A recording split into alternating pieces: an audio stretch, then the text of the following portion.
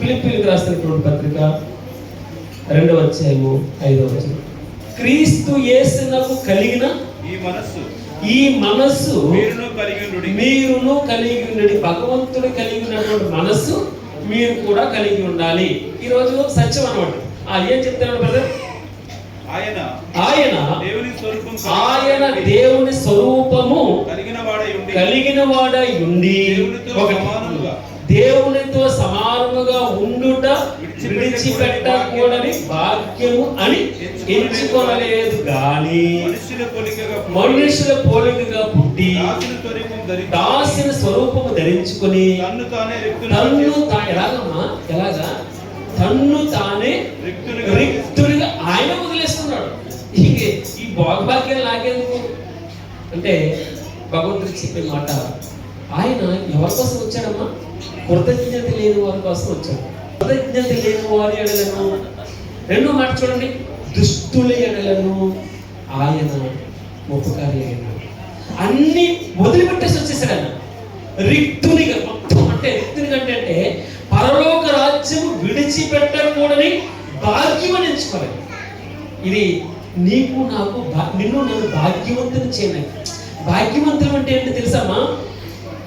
భగవంతుడు మనతో ఉండడం భాగ్యవంతుడు. ఆకాశం అంతా నీవు తప్ప నాకెవరు, నీవు నాకుండగా లోకంలో ఏది వద్దు ప్రభు. ఈ ఆశ కళ్ళు చూసిందల్లా కావాలంట, విన్నదల్లా నాదే అంటది, బాండ్ కాకుండా నా సంతకం ఉండాలంటది, ఈ ఆస్తి నాదంటది, ఇల్లు నాదంటది, నా పేరు మీద, నా చేతులు, నా డబ్బు. చివరికి భగవంతుడు చెప్తారు కదా, మీరు వినండి, తెలివి సత్యం కదా. తల్లి గర్భమందు తాగుట్టినప్పుడు మొదలు పట్టలేదు, తొదును పట్టలేదు, కడుపు పట్ట కట్ట నవ్వుబాటు కాబట్టి అది గొప్పతనం అనుకోకూడదు. అంటే దాని అర్థం ఏంటంటే, మనం తల్లి గర్భం నుంచి వచ్చినప్పుడు ఏ విధంగా వస్తున్నామో మళ్ళీ అదే విధంగా నటన, ఇది నాది అది నాది అని చెప్పేసి నువ్వు నీదే అనుకునే స్థలం కొన్ని లక్షల మందిది అంతకు ముందు. తర్వాత ఎంతమంది అవుతారో, ఈ ఇల్లు నాది అనుకుని మనం ఇప్పుడు అనుకుంటున్నాం, వాళ్ళు ఎన్ని చేతులు మారుతారో, ఎంత మంది అవుతారో. నా సొంతం అనుకున్నది ఏది నా సొంతం కాదు. మీరు అందుకే నా సొంతమైన దేవ నీవు తప్ప అని ఎందుకంటే తెలుసా భక్తులు, నీవు తప్ప లోపల ఏది నాకు అక్కర్లేదు ప్రభా, నీవు నాకు ఉండగా చాలుతాను. ఇది క్రిస్మస్ ఆనందం. ఆ క్రిస్మస్ ఆనందం ఒకవేళ హృదయం కురిసించిపోయినా, శరీరం నలిగిపోయినా, నిత్యము నిత్యము నిత్యము అంటే ఇక్కడ ఏమన్నదండి, ఆశ్చర్యకరుడు, ఆలోచనకర్త, నిత్యులకు తండ్రి, నిత్యము నాకు ఉంటావు ప్రభా. అందుకే ఒకలా మిగిలిన వాళ్ళు ఇప్పుడు మనం చూసాం, నలిగిపోయింది రేళ్ళు, విరిగిపోయినటువంటి రెల్లుని ఆయన విరిచివేయడు, మగమగలాడుతున్న జనపనార వృత్తిని ఆయన కాల్చివేయడు.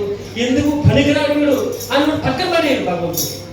ఎందుకు పనికిరాని అందరూ చేదరిస్తున్నారా? నువ్వే కావాలి ఆయన. అసహ్యమైన స్థితిలో ఉన్నావు, అప్పులు పాలైపోయినావు, నువ్వు నీ ఇల్లు చూసి అలగలగా ఉంది, నీ ఇంట్లో అసమాధానం ఉంటుంది, ఎప్పుడు నీ ఇల్లు కప్పుకొడుతుంది, నీ ఇల్లులో డబ్బు ఉండదు, ఆరోగ్యం ఉండదు అన్నారా? అందుకే నశించిన దాన్ని ఏమన్నా భగవంతుడు చూడండి ఎంత మంచి అర్థం. నశించిపోయేదాన్ని వెదకి వెదకి వెదకి ఇదిగో రక్తంలో పొరలాడుతున్నాడండి. అసహ్యమైన స్థితిలో ఉన్నాడు. రక్తంలో పొరలాడుతున్నప్పుడు, అసహ్యమైన స్థితిలో ఉన్నప్పుడు ఎవడెవడు కాండ్ర ఉప్రాస కూడా లేదట, నీళ్లు పోస కూడా లేడు, శుభ్రం చేసి కూడా లేడు.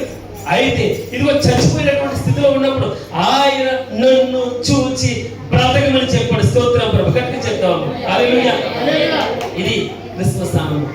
అందుకే భగవంతుని నేను కావాల్సి వచ్చాను. ఈ దుర్మార్గుని, కృతజ్ఞత లేని వాడిని, ఈ దుష్టుని, ఎందుకు పనికి టాలెంట్ లేని, అసలు మాట మాంద్యం నత్యం. నేను నాకు ఇంగ్లీష్ భాష రాదు, తెలుగు భాష అంతగా రాదు, ప్రావీణ్యం కాదు. కానీ భగవంతునికి నేను కావాల్సి వచ్చాను, నీవు కావాల్సి వచ్చావు. ఎందుకు తెలుసా? మరలా చెప్తాను, రోజు రోజు వీళ్ళు పడుతుందని చెప్పేసి భగవంతుని ప్రత్యేకంగా చేశాను, స్పెషల్గా చేశాను. అందుకే అక్కడ చూడు, నా చేతులు చెప్పుకున్నాడు, అరచేతిలో చెప్పుకున్నాడంట భగవంతుడు. అందరూ అంటారండి, ఎంత కఠినుడైనా, దుర్మార్గుడైనా, త్రాగుడైనా, వ్యభిచారైనా, డ్రగ్స్ ఎడిక్ట్ అయినా, వాడు పచ్చి బూదులు తిడుతున్నా దేవుడు తన కుమారుడు తను. అందుకే మనం ఇప్పుడు ఎవరితో కాళ్ళతో ఎప్పుడు కానకూడదని, నోటితో దూషించకూడదని, ఇతరులని పల్లెత్తు మాట అనకూడదని, ముఖం మీద ఎందుకంటే 275 సార్లు కాండ్రించి ఉమ్మేస్తే ముఖం శుభ్రంగా తుడుచుకున్నాడు. తండ్రి మీరేం చేయించున్నారు, మీరు ఎదుగుతూ చిన్న పిల్లల ప్రభువా, అదే కదమ్మా దాని ప్రేమ అంటే, చిన్న పిల్లల ప్రభువా పోలేదని నీ పక్షాన నా పక్షాన ఎప్పటికీ విజ్ఞాపన చేస్తున్నాడండి. అది క్రిస్మస్ ఆనందం. ఎప్పటికీ మనం అంత దారుణ స్థితిలో, ఇదిగో దాన్ని చావడానికి సిద్ధంగా ఉన్నాం, నలిగిపోయిన రెల్లులాగా ఉన్నాం, ఇదిగో మగలాడుతున్న జనపడారు ఒత్తులాగా ఉన్నాం, చావడానికి సిద్ధంగా ఉన్నాం. పట్టించుకున్న వాటిని ఎవరు పలకరించారండి? ఎందుకు పలకరిస్తారు? నువ్వేమైనా జీతం ఉందా, నీకేమైనా హోదా ఉందా, నీకేమైనా అధికారం ఉందా, పెద్ద డబ్బు ఉందా? లేదు, ఎవరు పట్టించుకో. కానీ ఒక ఆయన నీకోసం వచ్చాడు, ఆయన నన్ను చూచి అని రాయడు. నాకు ఎంత బాగుంటుంది తెలుసు, హెస్కేలు రాసిన 16వ అధ్యాయంలో ఆయన నన్ను చూచాడు, చూచి ఏమని చెప్పాడు తెలుసా? బ్రతుకుపో. ఎవరన్నా బ్రతుకుపో. అయితే బ్రతుకుపో అని చెప్పేసిన తర్వాత నిమిషం నీరు పెట్టారట.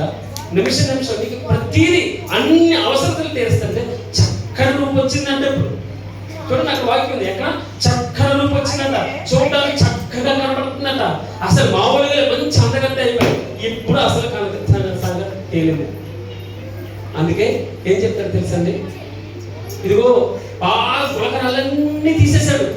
సత్తు భూమి గల సారవంతమైన భూమిలో నిక్కమైన క్వాలిటీ గల అచ్చ ఎలాంటి మంచి స్పష్టమైనటువంటి ద్రాక్షవల్లిగా నాటాను, నేను గోపురం కట్టాను, కాపలా కాస్తున్నాను, ప్రొటెక్షన్ ఇస్తున్నాను, నిమిషం నీరు పెడుతున్నాను, ఎరువేస్తున్నాను.